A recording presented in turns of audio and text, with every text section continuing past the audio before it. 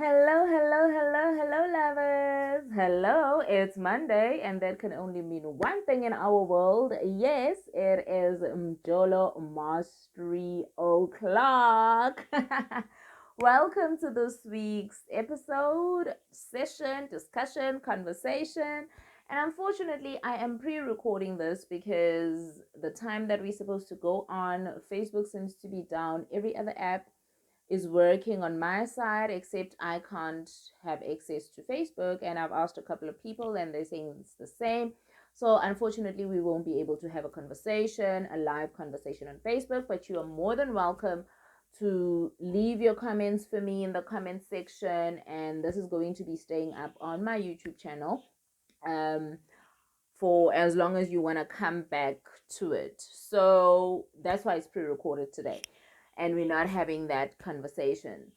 However, the show must go on, and I am here to serve as always. The name is Coach Lundy, and I help high achievers to meet their need for love and connection while staying true to themselves. And I am your relationship and self mastery coach. So, today we are discussing expectations in relationship. And yes, I know that it is one of those topics that give us mixed feelings, if I am putting it mildly. So expectations, they are those who follow the notion that to have expectations is to set yourself up for disappointment. So they decide that no, I'm going to expect as little as possible so that I avoid and don't get disappointed.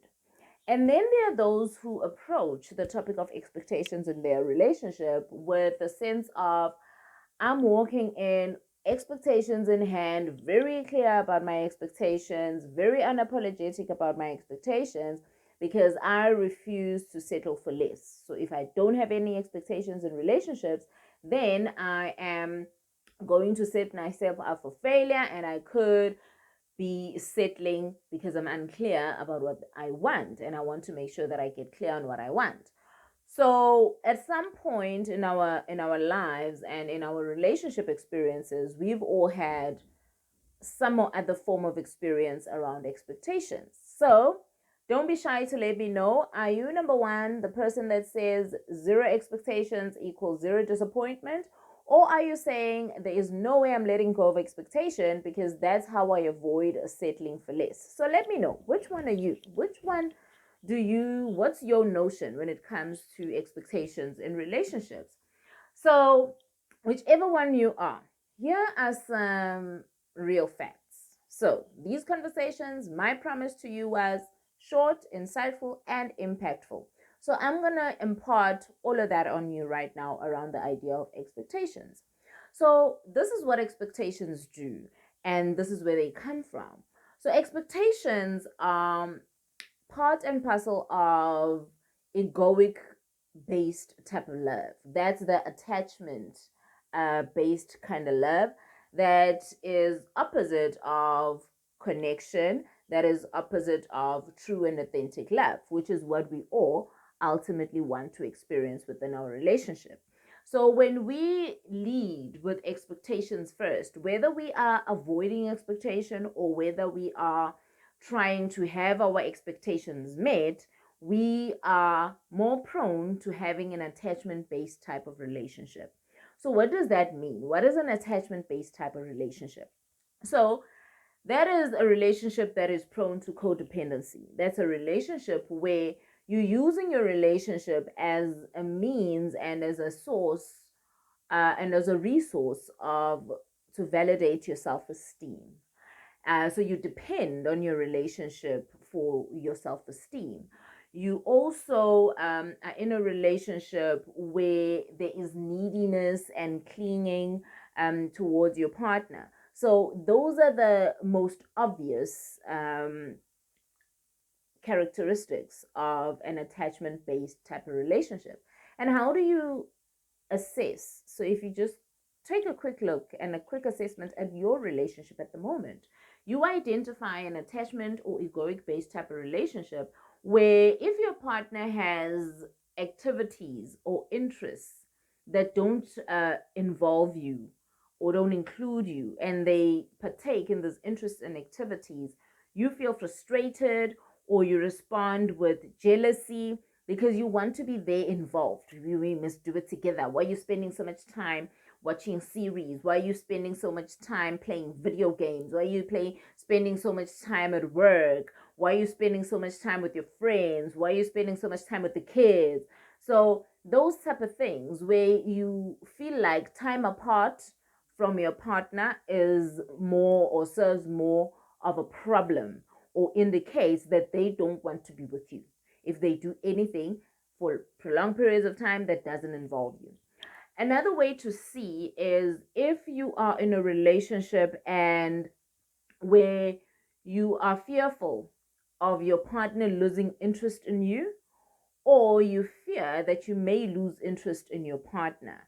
That's also an egoic based or attachment based type of relationship. If in your relationship also you struggle with communication, so communication isn't very easy, it doesn't flow to an extent where you are uncomfortable with expressing or asking, blatantly asking for what you want, or if you and your partner often have conflict go unresolved, that's also a sign of being in an egoic attachment based type of love. And another one is if your relationship drains you. There are times where your relationship is just draining you emotionally, physically, mentally. It's just a drain to maintain your relationship, to feel like you are in sync, to feel like you're connected. Now, listen, no relationship is all rosy, lovey dovey all the time. There are times where you are just hurtful, fed up, or whatever in a relationship, and those are normal. But when it becomes a norm instead of those random, those meaningful, those important areas and times in your relationship where you feel drained, or those times that call you for growth and evolution, and just, to evaluate, reevaluate, and realign. If it's a constant thing that your relationship is draining energy from you, then you're probably in leaning more towards attachment, egoism, and neediness and clinginess in your relationship. And if you're feeling like in your relationship you are giving more than what you are receiving, then you are in an attachment based type of relationship. So do a quick assessment, looking at just those few things, and see where are you, what is your relationship, what from all of these things, what's your current experience, what's your most frequent experience, and then you'll be able to know what to shift and what to pivot in order for you to get to a place of experiencing that true and authentic love that you want to experience. So if any of these are your current reality in a relationship and you are ready for transformation, well then, darling, get comfy, because that's what we're talking about now. So now we're talking about how do you create the transformation, the change that is necessary, how you move from just coping with this attachment based type of relationship and trying to make it work, and feeling like you're banging yourself against a wall, and feeling like it's taking too much effort to have your relationship be a relationship. So when your attention has moved from your relation to your from your the state of your relationship to being more about the status of your relationship, then buckle up, because this is where the juice is. So how do you do this? You need a transformation, no questions asked. So here's the transformation. Here's how the transformation happens. So you are going to need to decide, do you need to shift or do you need to pivot in your relationship state? Meaning, what needs to change? There are certain things that need to change: behavior, mindset, new commitments. Transformation's got to happen. Something has got to change. We stop. Number one, make the decision that you're going to stop trying to cope with these unwanted patterns. You're going to stop trying to cope with these unwanted experiences in your relationship, and you are going to commit to creating a transformation. So once you've made that decision and you've made that commitment, the first thing to do is to change, shift, or pivot in your mindset. And when you're doing that, that is going to require that you get out or you let go of the notion or any underlying beliefs that support that the past predicts the future. Now, we can't help, none of us can help but to carry our past experiences into our current relationships. But this is the difference between a person that's flourishing in love and a person that's stuck in unwanted relationship patterns. When you get to that mindset shift where you understand, yes, I have a past, yes, I have past experiences, but there is no room for my past in my current relationship. So you make a clean decision to say there is no room for your past relationships, past experiences. There's no room for any of that in your current relationship. So you completely wipe the slate clean. You deal with any trauma from your past relationships, any hurt. If there's healing that needs to be done, healing be done. If there's moving on that needs forgiveness, whatever needs to be done so that you break free consciously, completely, holistically from your past relationships, then get that stuff done. So make sure that you do that first. So break free from the past predicts the future. Any needs to protect yourself because of what happened in the past, any need to prove yourself because of what happened in the past, any need um to be anything based on your past experience, to be anything now to prove or disprove your past experience.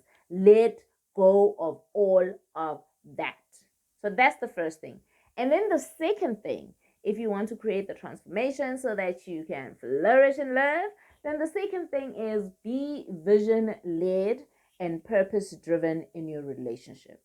So that relationship goals, hashtag, that relationship vision, hashtag, that relationship purpose, hashtag. Those are not just cute hashtags that we throw around on social media. Those are legit, real, necessary, important components of relationship sustainability. And those are the things that facilitate lasting happiness in relationship. That's the stuff, the purpose, the vision, the goals in relationship. That's the stuff that facilitates the deepening of intimacy. That's the stuff that facilitates that authenticity, that freedom to show up holistically. That's the stuff that facilitates sustainability and lasting love in relationships. So that stuff is necessary. So you are going to need to be about that stuff. Be driven by a vision. Be driven by a purpose in a relationship. Set goals for yourself and your partner in relationship. So that's how you get to that place of creating that lasting love, that deep intimacy, having a connection instead of an attachment with your partner, moving from need and clinginess to true and authentic love. To I am with you because I want to be with you. I am loving you not because of how lovable you are today or how easy you are to love today, but I'm loving you because it's what I do. It's what I choose to do. And I am receiving love from you because it's where I want to receive it. So that's how you get to that true love that doesn't cost you who you are. The type of love that requires no sacrifice from you, only understanding, expression, acceptance, compassion, all those pretty sounding words that we just quite never know what they mean. Like, you know how you get confused about acceptance? I get this all the time. I get what it means, but I don't know how to do it. Compassion, I get what it means, but I don't know what to do it. So those words will finally have a just happen automatically because it's those words that you can't quite explain, but you know how they feel, you know what they are, but you just can't quite articulate them. So that will become your experience in relationship. So that type of relationship where you have a vision, where you have a purpose, where you have goals in relationship that facilitate authenticity, that facilitates intimacy, that facilitates lasting love and lasting happiness. That type of relationship is the relationship that requires you to value your relationship. So to have your relationship move from a nice to have to a priority and a value. A relationship that will have you feeling confident and competent in a relationship. A relationship that will move you from feeling like your efforts are just, or your enough is just never good enough. Though you will move from not knowing and not being sure where you stand with your partner in your relationship. So self-doubt, insecurities, doubting your partner, being insecure, the need for control, all of that will be a thing of the past when you are confident and you feel competent, fully competent in your relationship. So that is what it takes to flourish in love. So with that said, yes, it is meaningful, it is impactful, and it is insightful conversation that I am having with you. So those are the tips for today. That's the relationship guide from yours truly. Now, every relationship experience is unique to you as an individual, and that's exactly why what we want it to be. That's exactly why you want it to be your own vision, your own purpose, your own goal, so that you can feel the fulfillment the way that only you want it and the way that only you can feel it. So, I'm going to see you next week for another conversation. Hopefully, we'll have a live one next week. Please feel free to leave your comments for me, to reach out to me on socials at coach_Londi on Instagram. Subscribe to this channel for more notifications when we go on live. Join our Facebook community, Enlightened Relationships with Coach Londi. There are so many ways to get a hold of me. Choose one that resonates with you the most. And yeah, my wish for you is that you flourish in love and you stay true to yourself. I will see you again next week. Good evening.